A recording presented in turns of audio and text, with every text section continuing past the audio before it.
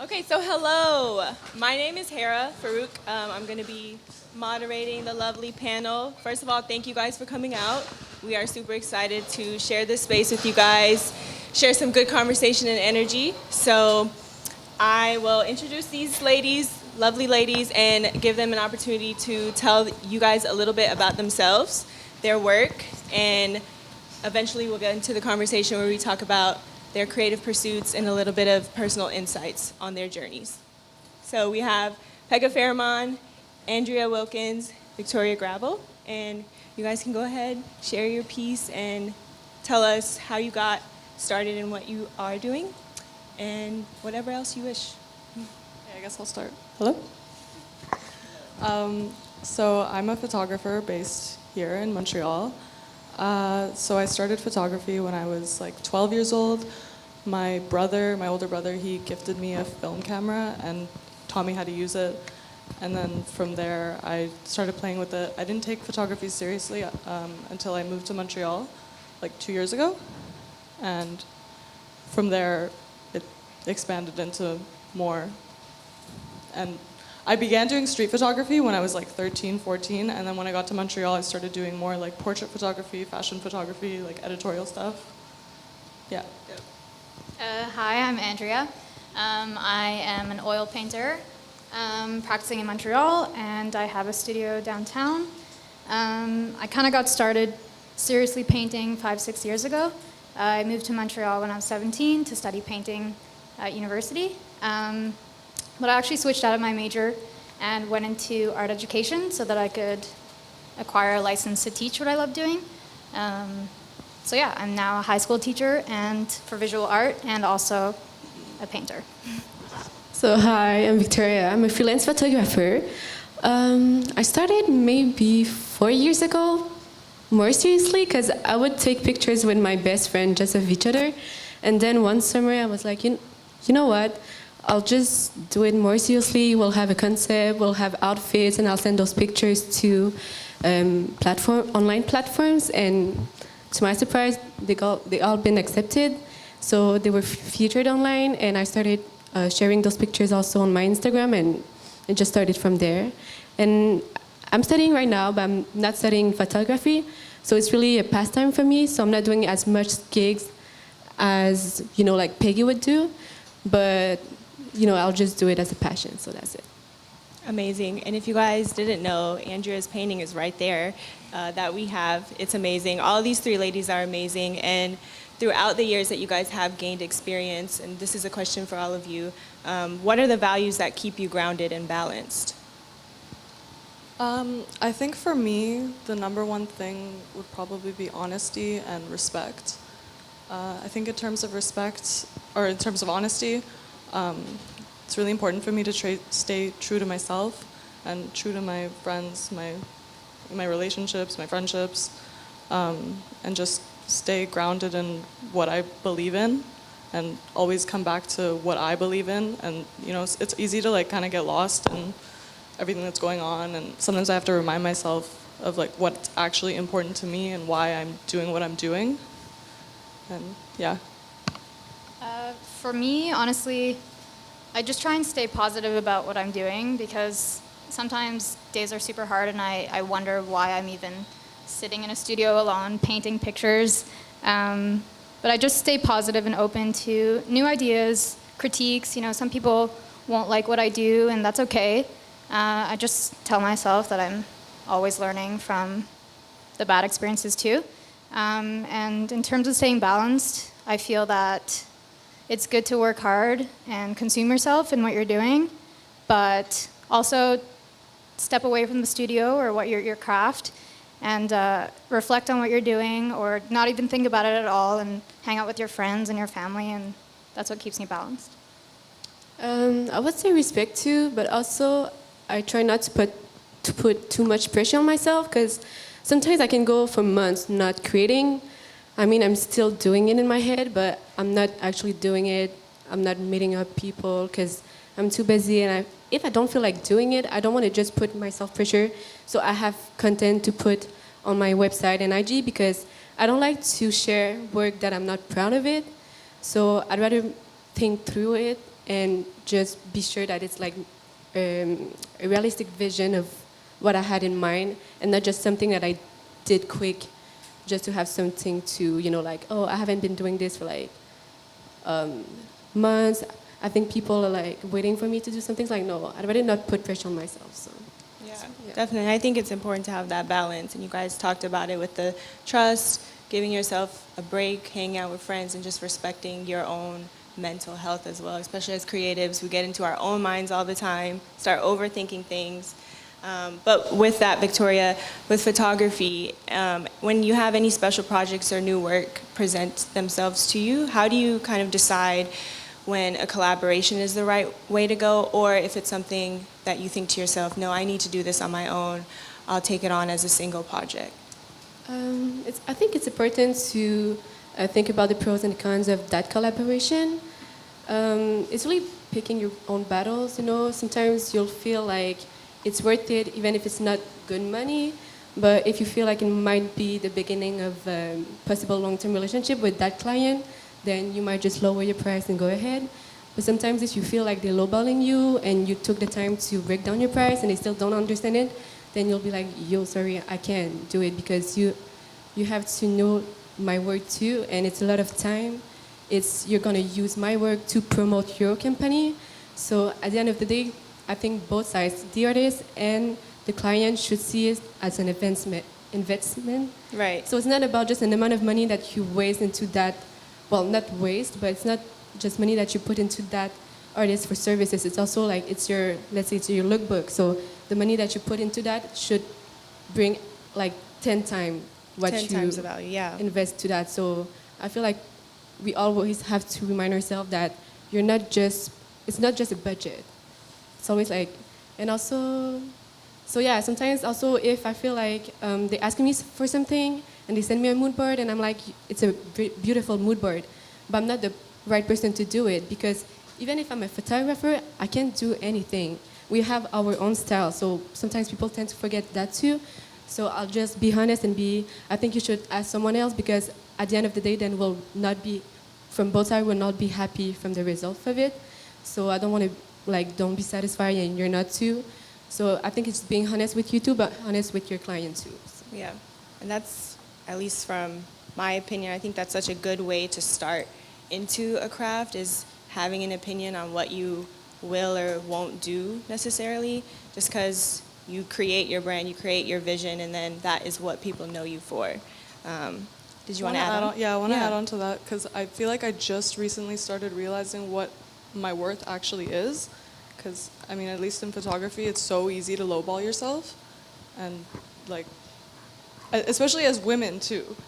People just, a lot of clients don't understand the scope of work that you actually have to do. So you have to basically train yourself to ask for more, because that's what you're worth. And not feel bad about it either. Yeah, and not feel bad about it. Yeah. And don't be afraid of losing a gig, because I feel like a lot of us are afraid to ask for more and then lose the job.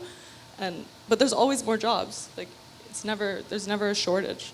So, know your worth. Facts. So Andrea, as a studied painter, I'm sure you can derive inspiration from many places in the most unexpected moments, but where does your vision or inspiration for your paintings come from? And I'm sure it'll probably vary, but in a general standpoint. For me, I think that the main focal point that I've always focused on is human interaction. I've always been interested and intrigued by human interaction, and it's a complex and dynamic thing that we're all going through. We're interacting with people all the time in a negative and positive way, and I've always wanted to look at that dynamic. And it's not just necessarily my interactions with people and my relationships, it's also looking at interactions from an outside perspective and understanding interactions from afar. So yeah, that's mainly what I focus on. But yeah, I definitely I get inspired by unexpected moments, but I'm not necessarily depicting an unexpected moment that I saw in a vision when I was on a trip or something. It's more about a thematic that's been going on in my life for a long time, and I've been trying to explore that, and I take those unexpected moments and those visuals and I compile them into one composition, and that's usually how I go off. And you mentioned that you teach now too. Do you get any like moments where you're like, oh wow, this is starting to connect when you are teaching with your students? I do. It's really interesting to see the raw passion in kids and students, and I do get inspired by that, absolutely. What I teach my students, though, is not necessarily what I show in my craft. I teach my students about process, and I teach them to make things and have fun with making sculptures or installations, which is totally not what I do, but it's an important part of art making, and I want them to see that first, rather than focusing on only the output and the final product. So I think that's really important. So I want to teach them that first, and inevitably, if they work hard and have fun with the process, they'll make a good product. Yeah. That's amazing. So Pegah, throughout your journey, you've worked on a variety of different projects and subjects. How important is it to you to make each subject or project feel new and different? I feel like for a very long time I was really concerned with boxing myself into like a certain style, because I wanted to market myself a certain way and like, you know, do the same thing over and over again so people to like get it into people's heads. But now I'm just like, I just want to do whatever the fuck I want to do, you know? Like, for sure I'm most concerned with growing and progressing my work and like always changing it. Like I don't ever want to do the same thing twice, because I'll just get bored. Like, right. It's so easy to like go through because I go through a lot of creative blocks. If I feel like I'm doing the same thing over and over again, I'm just like, why am I doing this? You know? Yeah, and then like, what's even the point of even taking photos? I go through that so often. I'm just like, what's the point? So I have to change it up to get inspired. It's a common narrative too. I feel like when I talk to even my friends, and I'm sure like you guys in the audience might have even gone through it, just constantly going through your head, why am I doing this? What's the point? No one cares. But someone cares, and that's all that matters. You care. Right. We care. Everyone in this room cares because we're here. No, that's amazing though. So just for all of you guys, for all three of you can answer this. Social media now is like a primary tool to display work. How do you guys determine what and how much you share? I just go with my favorite pictures because I also have a website. So I usually put the whole editorial on it, and then I'll share one or two of my favorites on Instagram. But as I said earlier, I don't want to just share because I feel like I have to. It's because I'm proud of it, I'm satisfied of my work, and then I'll put it on Instagram. But if there's, you know, like there's some people, they post, let's say, every week, and it's fine for them if they're fine with this. But I don't like have a limit or a minimum of what I should share, but it's just something that I'm proud with myself. I don't care what people actually think of it. So it's really me when I look on it. I'm just like, you know, I'm proud of it. So yeah. Yeah, for me, I think that when I started first posting my artwork, I was a little nervous, and I only ever posted the final product because I felt that if people saw it halfway done, I was worried they would think it was bad, or they were wondering why is the hand unfinished, or etc. So I was nervous about that a little while ago, but these days I've been watching other artists and various people post their process and kind of the steps they take in order to make that final product, and I was inspired by that and started posting my process as well. And it's good. You have people asking questions. You know, what are you making? Why are you doing that? Oh, like maybe you could change the color on this, etc. So it's good, yeah. How do you feel when they say maybe you can change a color? That's fine. I take it. Yeah, I like to see the outside perspective of how people see my paintings, because for me, I've been staring at the painting for, like 20 hours at that point, and sometimes I can't even see it for myself, what looks good and what doesn't, so it's nice to have other people tell me what I should change. Yeah, and that's a good mindset to have, because I feel like not everyone has probably gotten to that point with their work to even be open to take the feedback. I'm not. You're not? I'm really sensitive. And that's fine. Yeah. That's totally fine too, because we're all artists. We're sensitive about our shit. Yeah. So I think it's a matter of working with the triads of the work and following through, hearing the feedback. But when you share, do you have a certain way or a certain thing in your mind, like, okay, I'm done with this photo, this project, now I'm ready to share? I personally just like, my end goal is just to like totally distance myself away from Instagram, because I don't think it's healthy for me. I think we feel like such a huge pressure to share what we're doing and make it look like we're constantly working, or like we're relevant, or, you know, all this shit. And like, when I'm not posting, I'm doing the most work because I'm actually busy. And I feel like people have so many perceptions on social media, and for me, like, my Instagram at this point is like my resume, so I can't really just post whatever the fuck I want, even though like I wish I could. But I feel like I have to only showcase, right now I feel like I can only showcase my best work because that's how I get jobs. I wish it wasn't like that, but I mean, it is what it is. Yeah. So I just kind of have to deal with it, I feel like. You should make a Finsta. But with that, that's actually a perfect lead-in. So since you like to kind of take a break from social media, how important is that solitude to you, and what do you feel like you gain from it? Well, solitude in like... In any way that you gain solitude, or even just like clarity from shutting down or shutting off from being online. Yeah, I try to do a lot of meditation when I can get the time. Sometimes I get busy, but I feel like it helps so fucking much. Like, it really changes everything. Like, I recommend it to everybody. Even 5 minutes, it helps. But I also really enjoy being around people. So when I'm on a shoot, like, the more people there is, the better it is. Yeah. I really like being around people. I don't necessarily like being alone that often. But when I'm editing photos, I have to be alone. I feel like quite often, or I used to be like this, where I would have to ask the opinion of like everyone around me about a photo. And I feel like at this point I'm confident enough to make the decision myself. I still like asking the opinions of my friends, but it was like such a important point for me at one point, and now it's like kind of calmed down. Yeah.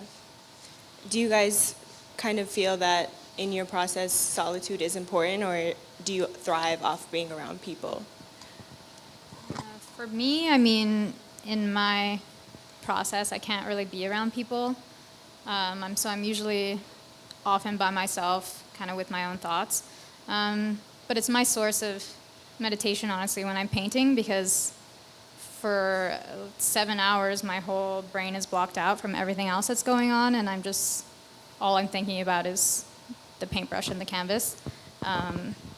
So, I mean, it gets a little weird sometimes if I step away and I'm in my head and I'm in the studio alone, but most of the time it's fairly relaxing. Most of the time, I like to be around the right people because they usually have the same vision as me. So we just brainstorm and come up with some ideas. But also, like as I said, I'm not doing this full time, so I have the chance also to be studying something really different from photography. So this is also my me time when I'm not thinking about what I should create. It's really something else. And then when I'm, let's say, by myself at home at night, then I can really take the time to focus on photography and then decide what I should do in the next week and what are my future projects. Yeah, I think that's the reality of it too. A lot of us, we have our creative pursuit on the side, but then we also have a whole other second gig. And there's nothing wrong with that. I think the social media space too sometimes will make you feel like if you're not solely just an entrepreneur, you haven't fully made it yet. But to your guys' point, that solitude or just being around people who bring you back to that balance is extremely important. So Andrea, music can be a driver for a lot of work and inspiration. Do you feel that you create, or do you prefer happy music when you create or sad music? I don't necessarily prefer one over the other. I listen to both, really depending on my mood, but I usually have a daily routine. I try and make my painting like a 9-to-5 job so that I feel like it's like a 9-to-5 pretty much. So I go in, I listen to faster music, more like pump up music to get me started, and then kind of go into more slow music, and then I end up just sitting in silence for the rest of the duration. And this kind of gives me a chance to reflect on what I did all day. But yeah, that silence is definitely good for me. Lately, I've been mainly sitting in silence when I paint. But yeah, I used to do this thing, I still kind of do, where I listen to an album or I listen to a song on a loop for the entire duration of my painting. So 7 hours or 8 hours, I'm listening to the same song.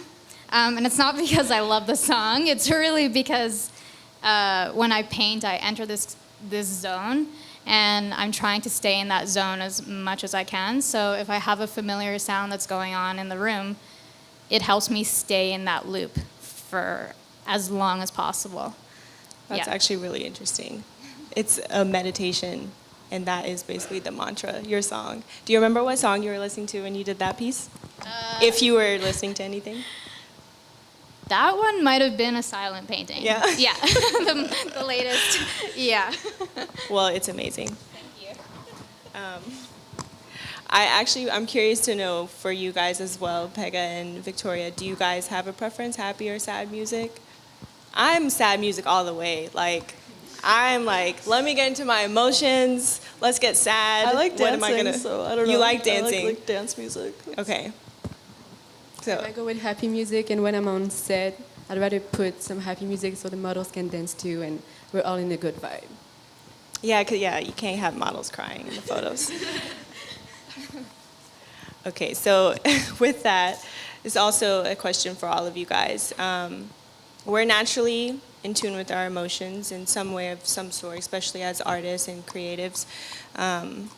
And this might be a controversial question, but on the opposite side of that, do you think we've gotten too sensitive when it comes to social media or just sharing and receiving feedback, anything of that? I think it's super case by case. It's definitely not a black and white situation. I think everybody has a right to their emotions. I'm super sensitive myself.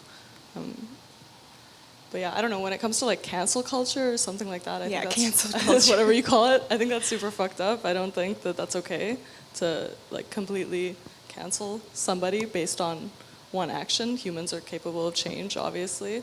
I think that social media is so viral that a person can do one shitty thing and then it's just their career is just over. Yeah. I don't think that's okay. I don't agree with that. But then again, people actually do really shitty things, and then you can't, they have to take responsibility for their actions. So Right. people do have a right to be angry about that. What was the question again?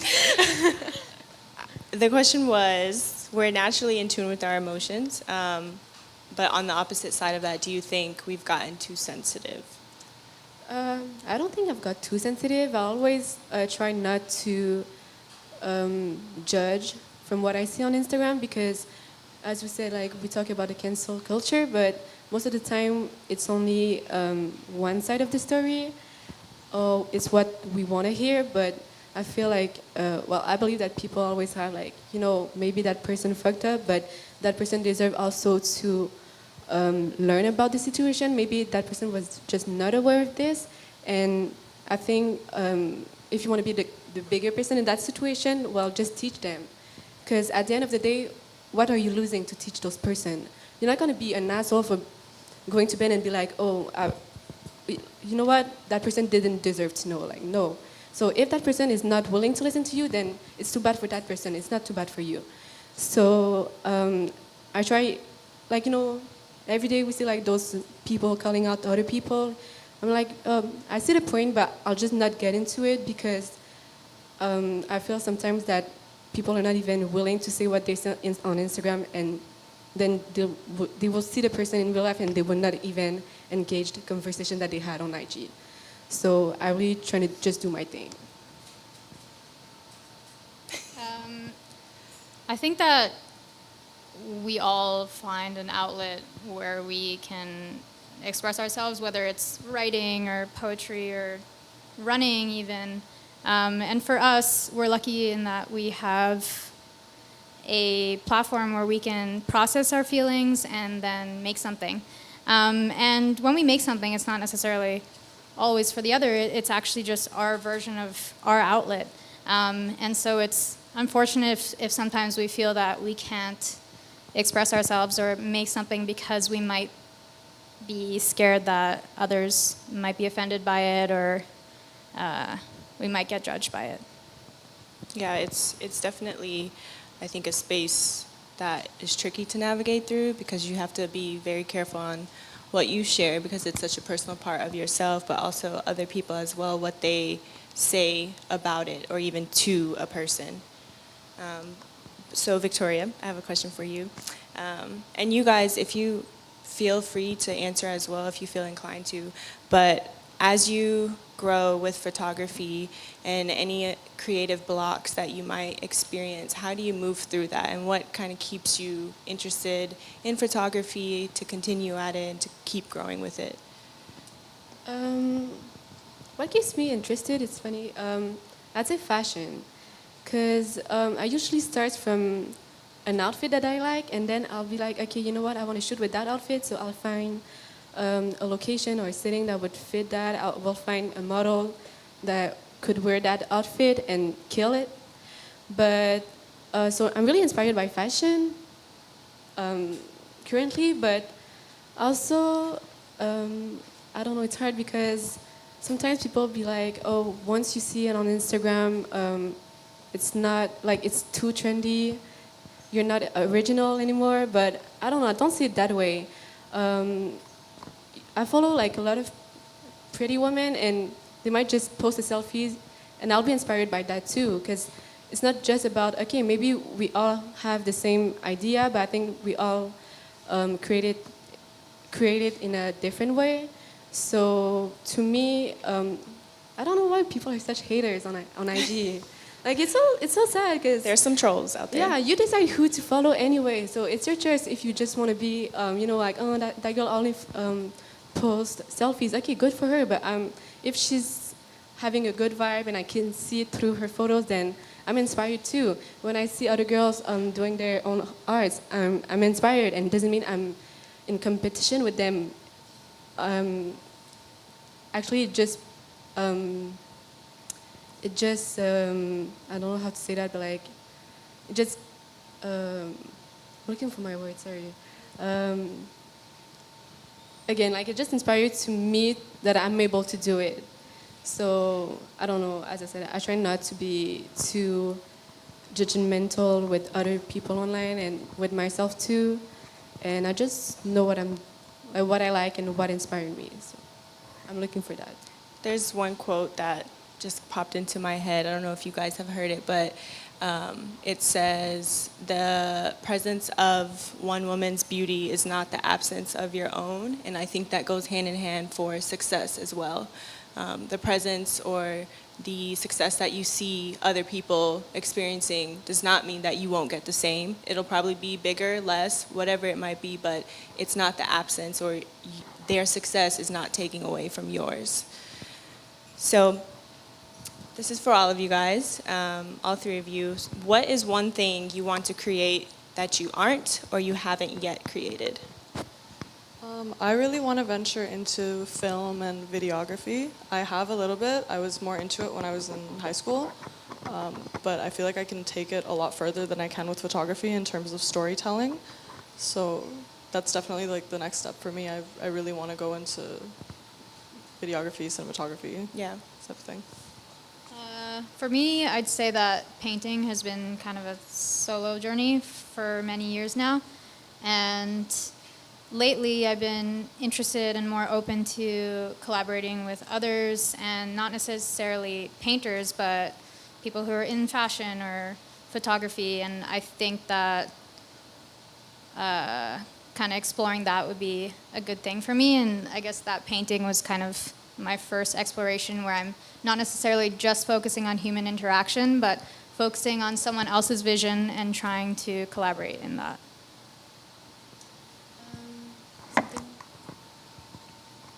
Maybe I know it's a big move, but I'd like maybe to move out for a few years in a new country just to meet new people and just having like different people to be working with. But I know that I'm not ready yet to do it because Montreal is like my home right now. But it's something that I'm thinking about for maybe for my 20s. Do you know where you would want to go? Los Angeles. I know that a lot of people doesn't like it, but I don't know. I would go also just because of the environment, because of the people, but just because you have the beach, you have the mountains, you have the desert. So to me, it's something different that I can have. That I can have all those settings in just one place, and I feel like it would be further enough from home, but not too much. You know, like Yeah. I can always just take A good a middle flight. point. Yeah. All right. So for all the women and men out there who are aspiring to tap into their creative passions, what's one piece of advice you'd give them? I think the main thing, and I'm still working on this, obviously, it would be to let go of any fears that you have, of any judgments or of any people judging you or that you're going to fuck up and fail, or like you will fuck up and you will fail. And I feel like that has stopped me from doing so many things because I'm afraid of what other people might think, or that I'm not going to do it the right way, or I'm going to fail. And like, I feel like we can only go as far as we allow ourselves to go. And if we block ourselves from doing certain things because we're afraid, we can't get anywhere. Yeah, you have to get out of your own way. Yeah. There's been so many Exactly. conversations that I've had with my sister when I'm in these blocks or just feeling unmotivated, and she constantly would tell me, get out of your own way, get out of your own brain, stop listening to the doubts that is in your head and just do it, whatever it is that you want to do. Facts. What about you, Andrea? Yeah, I agree. I mean, being proud of yourself is important, no matter how small the steps may seem to you. You're certainly moving forward, though it may sometimes feel like a step backwards. But yeah, also work hard for sure and consume yourself, but not too much so that you're able to take a step back and relax a little too, and enjoy your life, because that's what makes us want to wake up the next day and keep working. If we work ourselves too hard, we'll crash and that's it. But yeah, I guess just finding that balance is important. I would say know your worth and don't be scared to ask help for people, resources, because most of the time we think that we're not even asking because we think that they're going to say no, but actually they're all into it, they're all into your work, so don't be scared, and like worst thing that can happen, they're going to say no to you, then you'll just find someone else who will trust your work and will put you forward to show a broader audience, and yeah, that's pretty much it. I agree. I've gotten really far by just asking people for help. Like so many of my friends have taught me so much, and like without that, I don't even know where I would be. Like I really have to hand it to all of the people around me that have mentored me and taught me all these new skills. And Yeah, I think too, so many of us might be nervous or scared to ask for help because of our own pride, or just, no, I have to do this by myself. It needs to be just me. But in reality, there's so many connections and so many people that are wanting to help you and wanting to see you grow. On the flip side of that question, and it might be the same answer for you guys, but is there a piece of advice or just something you wish you knew when you were getting into your passion or starting any work, sharing work?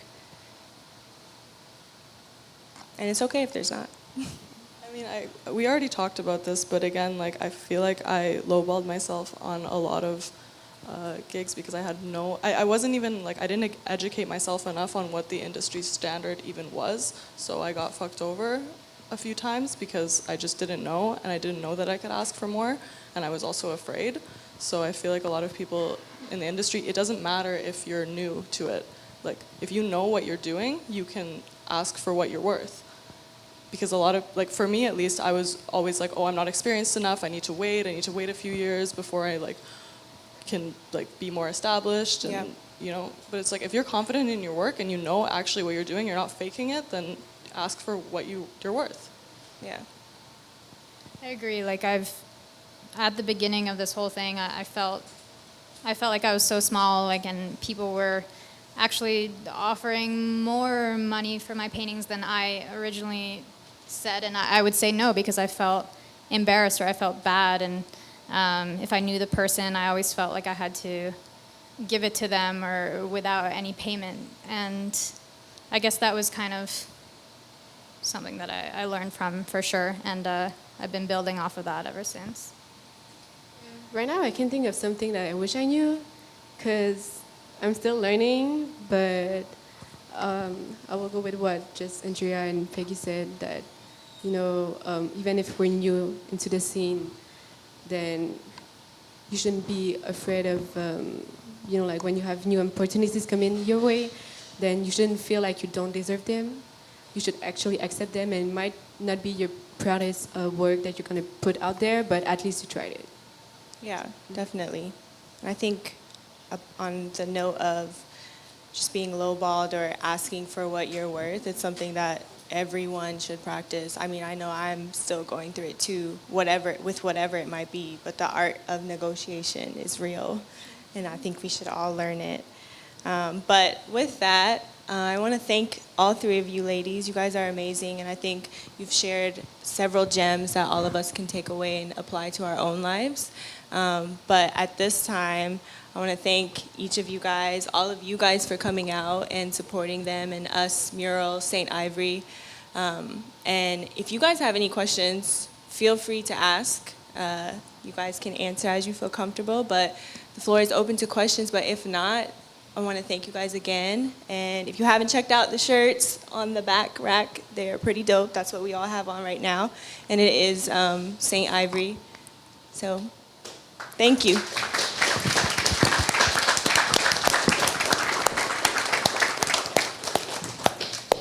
Are there any questions? Yay! In the front. What's your name? Can I hold it? Yeah. Okay, my name is David. Nice talk. I think a lot of people here can relate to what has been said. I want to emphasize on the point that Peggy made about fear and doubt about yourself and what you're doing. I think that there's two spectrums in life that we all go through. It's fear and love. It's in our own ego that gets in the way of accomplishing stuff, and it's important to always go to detach ourselves from our ego, our fears, and aim at the pure energy that is love, or whatever you want to call it.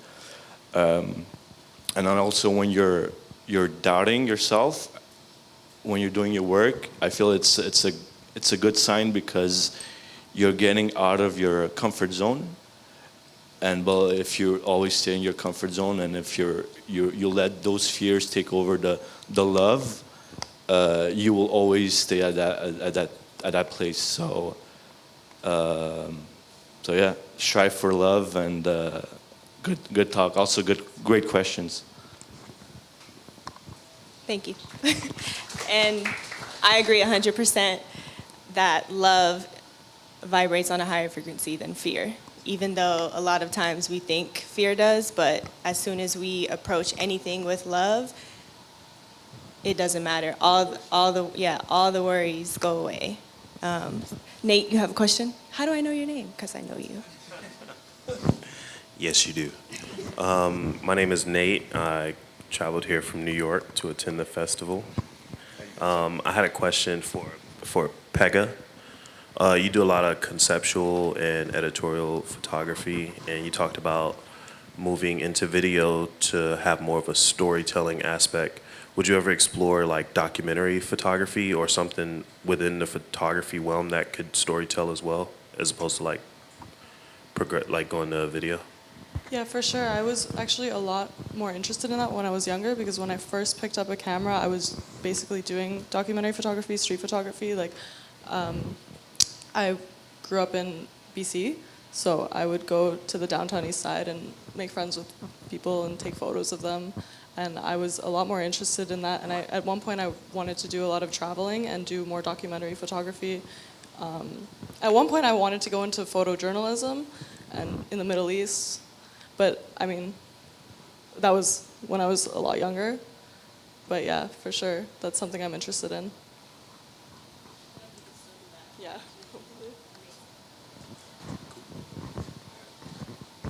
I'll pass the mic back.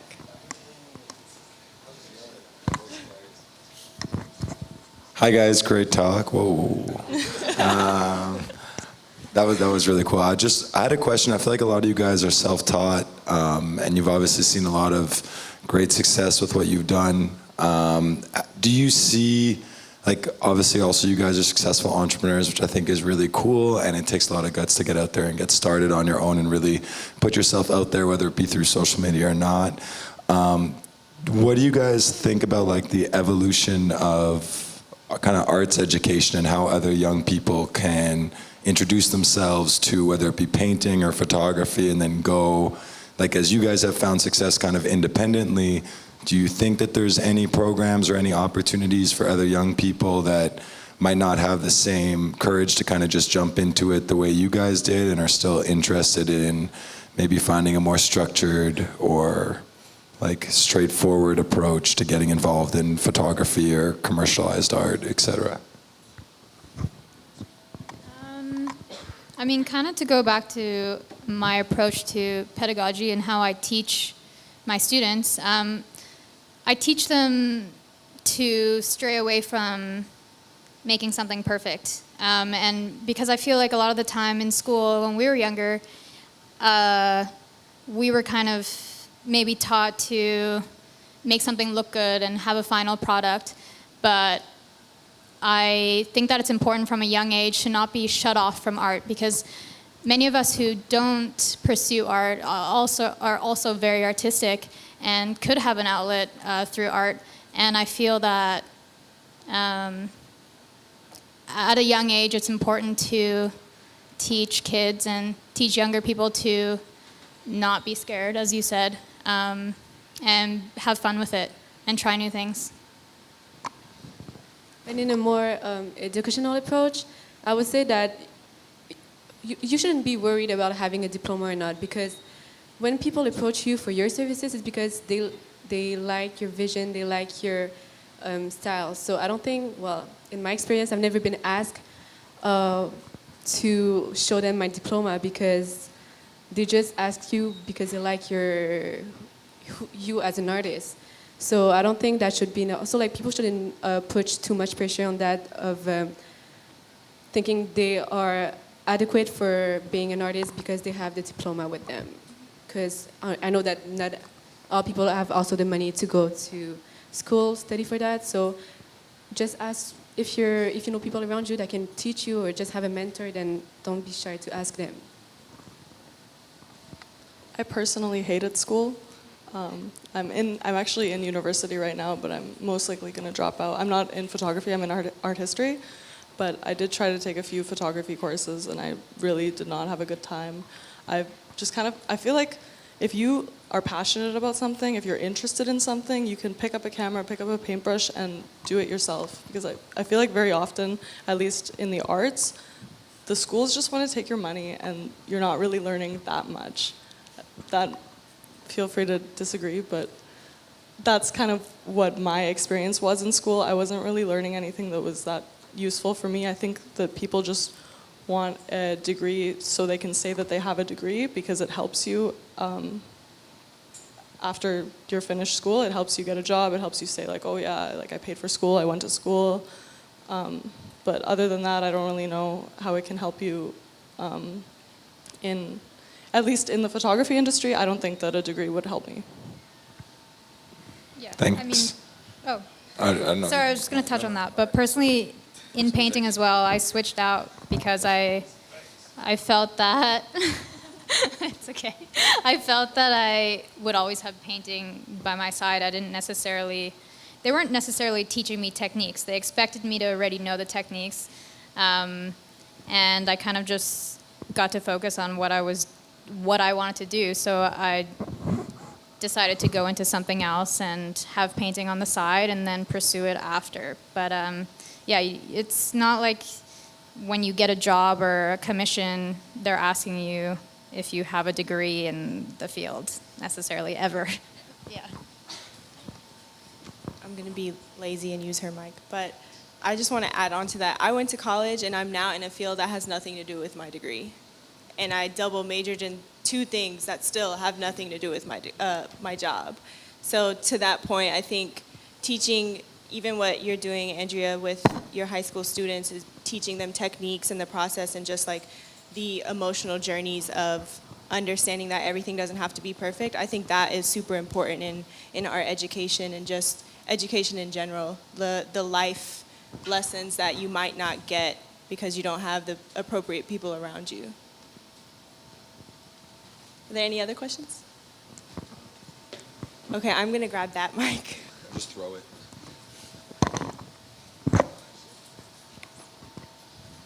Who? 2 questions? Okay.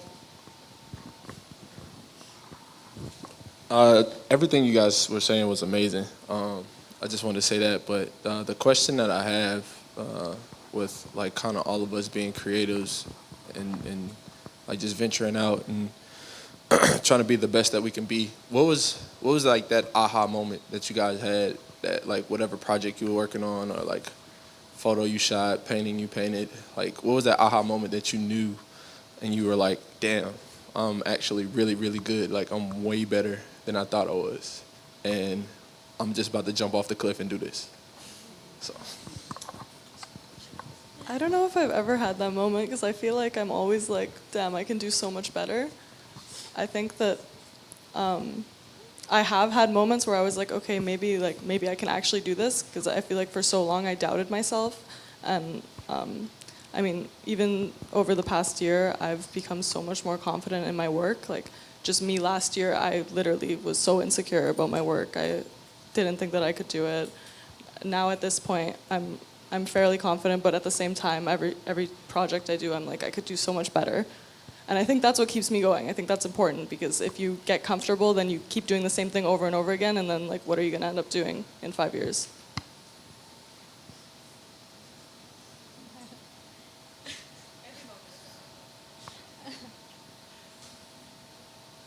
Really hard with my work too, because you know, like sometimes when you're done editing the picture, you're like, okay, I'm pretty confident with it, and then you post it on, you share them on Instagram, on your website, and then you keep constantly looking at it, and you be like, why did I edit it that way, you know?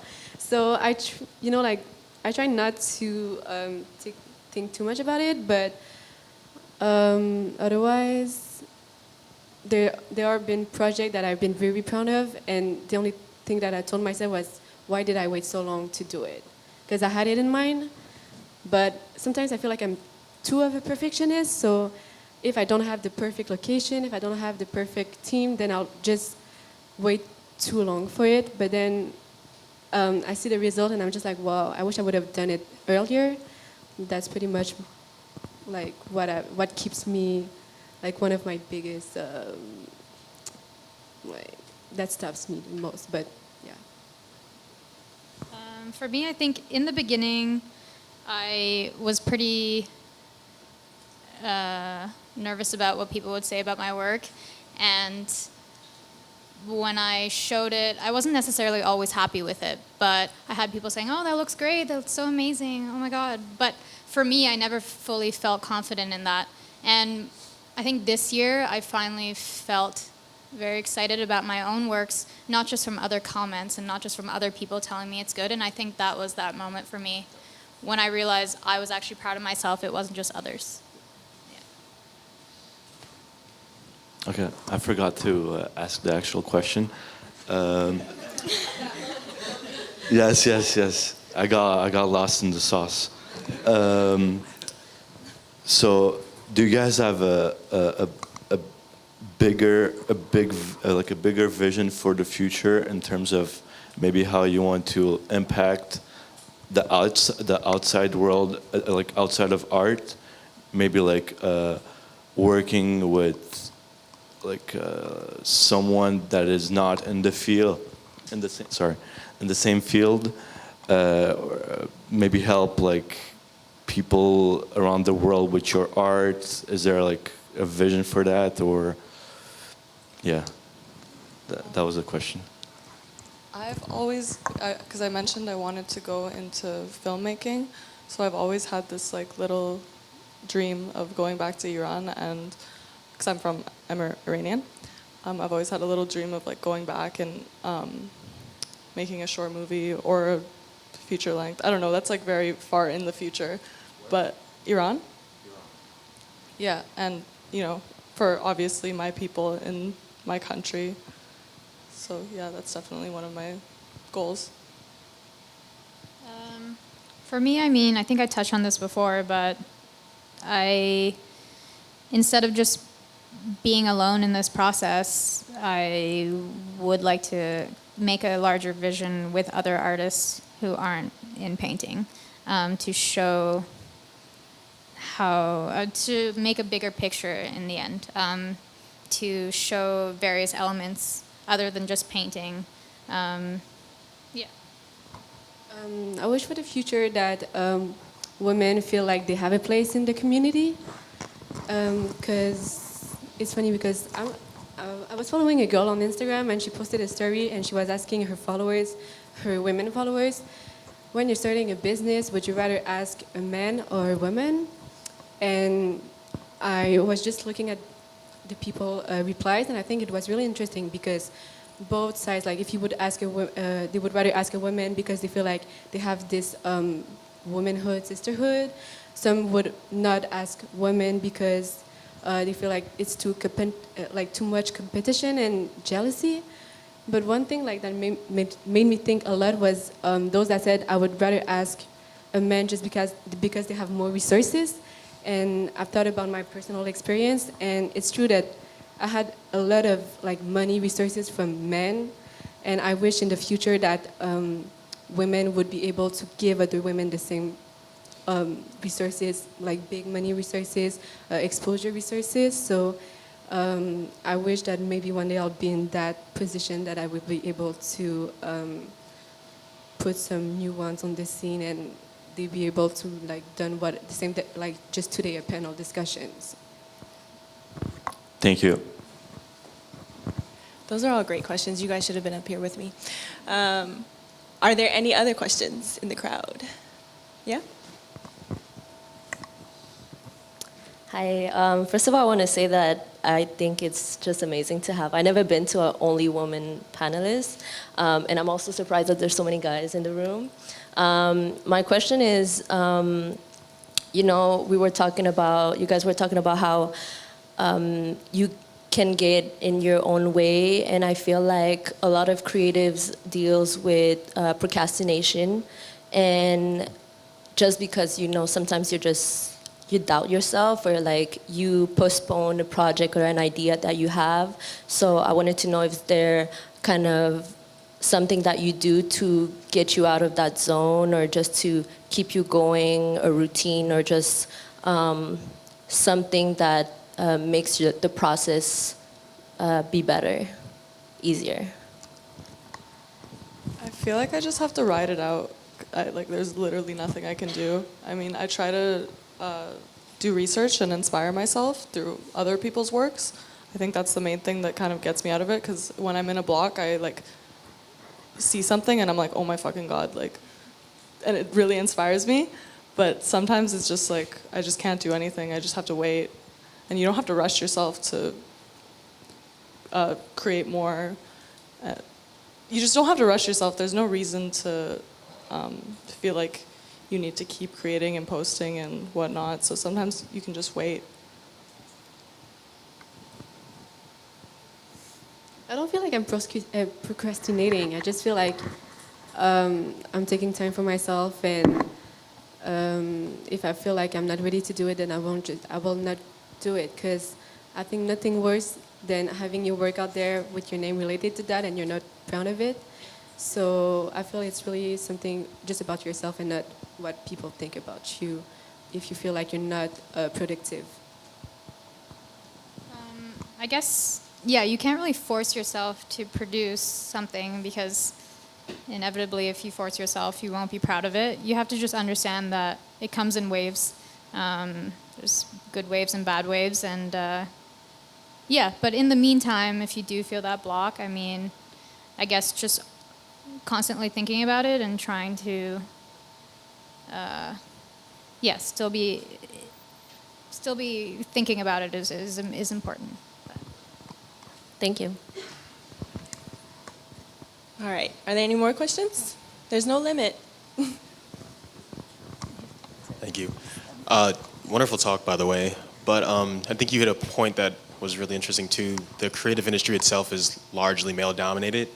And because of that, it kind of marginalizes a lot of women, especially women of color, too, as well in the industry. But we're starting to see a lot more women come in and have a space. But I guess in your guys' respective industries, what would you like to see change in order to like allow more space and more resources for women, for you guys and for younger generation too as well? Hold on, let me think. Well, I've noticed that sometimes, women have the chances just because they be working with some guys that the guy accepted to help them just because they find them attractive. So I feel we should just be seen as equal and not just because of, oh, she has a good IG, she has a nice style, she has a good vibe. Like if that woman is talented in what she's doing and you have the resources to help her, then just do it. So I wish like there wouldn't be this superficial aspect of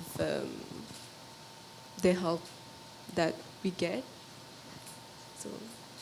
Yeah, I mean, that's one of the reasons why I made a separate account for my paintings, so that I wasn't showing a face or a gender or who I was. It was just solely about my art. And I think that really helped me. And, to see that people weren't following me because of who I am, it was really just my art. Yeah. I don't know if this is like veering off the question, but for me, like I think I used to be a really big pushover, so I had to learn to, especially with dealing with men, I was always like, oh my God, sorry, like yes, and I realized like you just have to be a bitch sometimes. Like obviously be respectful when you should be respectful, but sometimes you just have to stand your ground and learn that, you don't always have to say sorry, or you don't always have to say like yes. You can say no, you can defend yourself. I feel like guys, I've been disrespected so many times on set, and like guys are just assholes a lot of the time, and you just have to be a bitch back. Not you guys, but yeah. I was gonna add on to that about the sorry thing, because I've noticed it as I've been growing up, and like coming into my own womanhood, but even in the workplace or just work settings in general, I think naturally women in general, I think we could just care. We are caring beings in general, so we say sorry even though something might not be our fault. And I even read an article that said that women say sorry way more than men, and in some cases there is no need to be sorry at all. So I think to that point about kind of not being scared to be aggressive or to be assertive with what you need or want, and if that means you're going to be bitchy, then so be it. But they're not seen as... Men are always aggressive. Like on the daily, they're aggressive. But as soon as a woman is as aggressive as a man, they're just seen as a bitch. I don't know how we can change that, but like, sometimes you just got to be a bitch and own it. Whatever. And also, like one last thing. Also, like I wish that they wouldn't see us as a bitch, or they wouldn't be like they feel threatened because we're in the same game as them.